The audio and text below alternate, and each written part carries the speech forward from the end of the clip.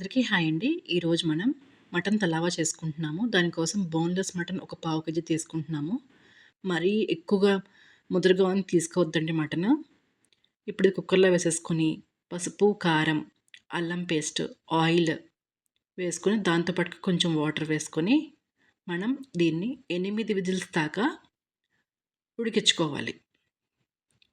ఇలాంటి తలావాస్ మనకి పప్పుచారులోకి గానీ, సాంబార్‌లోకి గానీ సైడ్ డిష్ కింద చాలా బావుంటది. ఒకసారి మీరు ట్రై చేయండి. మన మటన్ ఎలా ఉడికిందో చూద్దామండి.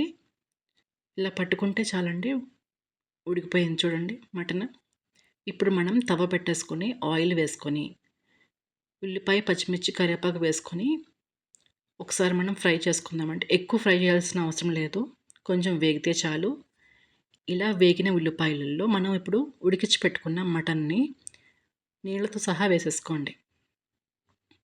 ఇలా వేసుకొని మనకి నీళ్ళనేవి బాగా ఇంకిపోవాలండి. అలా అంతసేపు మనం వేపాలి. అలా వేపితేనే మనకి రుచి మటన్ తలావాకి. మీరు కడాయిలో చేసుకుంటే మీకు ఆ రుచి రాదండి. ఇలాగ ఐరన్ తవ మీద వేసుకొని చేసుకోండి. చాలా బావుంటది. రుచిగా ఉంటుంది.